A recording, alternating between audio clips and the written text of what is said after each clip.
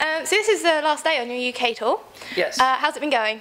The UK has been amazing so far. I think most of the shows have been selling out like crazy. We've been doing mostly O2 Academies. Yeah, we did Glasgow, Manchester, Bristol, Birmingham. We've been everywhere. So it's pretty good place to end it, you know, in London. I'm impressed you can remember that many of the dates, to be honest. It must get confusing, all of the travelling. There's probably a lot I forgot, but yeah. Yeah. So obviously you're on tour with your sister, Lizzie. Yeah. A lot of people say, you know, when you're touring with someone, they become like your sibling anyway. Yeah. So how is it having to, you know, live in such a small space with? It's the exact same thing, you know. Whether you're actual family or extended family, it's a very family-like environment, you know, and you kind of have to be like that if you're going to be within 2 feet from each other, you know. It kind of keeps the touring life, you know, a little bit more stress-free, I guess. So did you, like when you were kids and things, did you ever consider that the two of you would be, you know, touring the world together? It was always something that we kind of like dreamed about doing. We just jammed together in our parents' living room, and now here we are. You know, it's pretty astonishing. You know, yeah. Never thought we'd make it this far. Yeah. So obviously, your drummer, you've been playing most of your life, I understand. Yeah, since I was like 3 or something. Yeah, I started the band when I was 10, and she was 13. So we've been doing it pretty much the majority of my entire life. Yeah. So you do a lot of tricks when you're on stage with your sticks and I try. things like that. So, like, do you feel confident with all of that? It just kind of keeps it entertaining for me, you know. You know, you gotta entertain yourself when you're up on stage. Otherwise, you know, we tour so much, we play so many shows that you know, if we did the same show every single night, it would get kind of boring. So, yeah, I'm always trying to challenge myself, I guess. Have you ever made any kind of big noticeable mistakes while you've been playing around? All the time.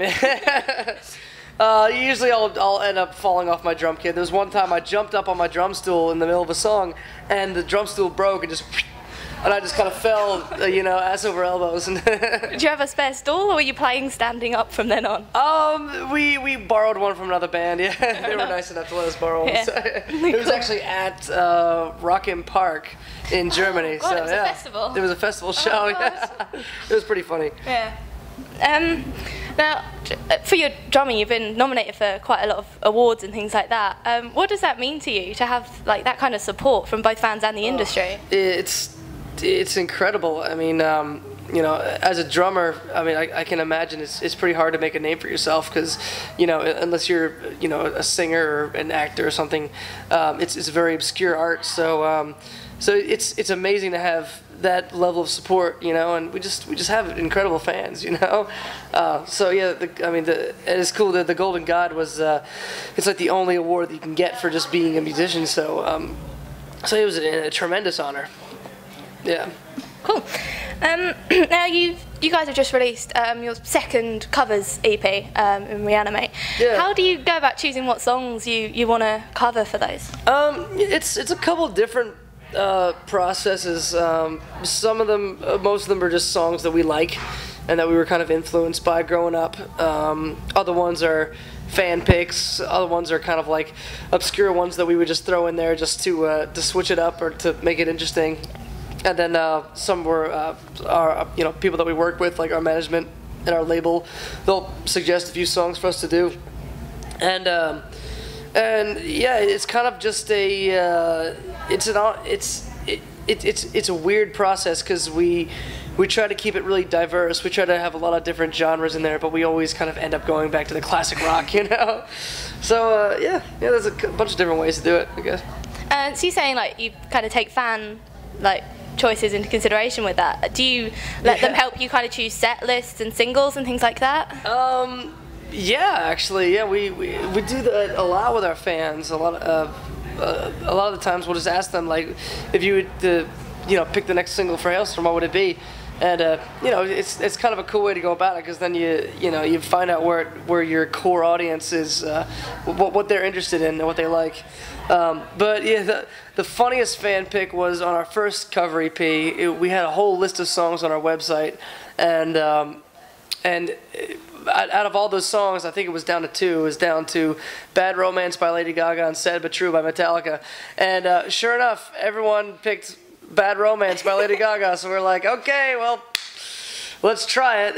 We're up for the challenge, you know. I suppose it's something interesting just to hear, because you're so different from Lady Gaga, to hear it. It was a fun challenge, yeah. And with this last cover EP, we did Get Lucky by Daft Punk. Yeah. And that was a fun little challenge, you know. Yeah, cool. So, obviously, aside from this covers EP you've just released, are there any plans for new original material coming out soon? Yes, actually, we're working on the third record right now. We're in the middle of writing, and this whole tour was kind of thrown in the middle of the whole writing process, which you know, is a bit of an inconvenience, but it was actually really, really great because we got to debut a couple new songs in the live show and kind of test them out. So we're doing a new one tonight, so yeah, we're excited. Awesome. So does that kind of give you more confidence going into recording them then, to see how they've been received live? Oh, definitely, because we always try to keep that in mind when we're writing or recording an album, is what would an audience think if they heard this part. It kind of helps you choose, or helps you justify, like you know, musical parts when you're writing. And yeah, every time we go in to make a record, we just have, you know, 3 more years of touring experience, so 3 more years of inspiration. So I'm confident that that the new record will be you know, pretty genuine, I think. Awesome. One last question as well. As far as fan involvement goes, have you ever considered like bringing them on stage or getting them involved in music videos, things like that? We have actually. For our video for Here's to Us, we did we had a bunch of fans involved with that video, and which I don't know if it was the final version, but it was one of the versions. We had a whole bunch of fans. We filmed a bunch of fans, and what else have we done? We always try to do that because it's such a big part of our career. You know, like, we're the kind of band that really likes to interact with our fans. So anytime we can get them involved with whatever we're doing, it makes it a lot of fun. This one song that we wrote on our last album called Rock Show. Yeah. It was directly inspired by one particular fan. This one little girl that you know, that was, you know, telling us about her experience at our rock show. It reminded us of when we used to go to our first rock shows when we were kids, and now she plays guitar, she's in a band, and she's a little shredder, you know.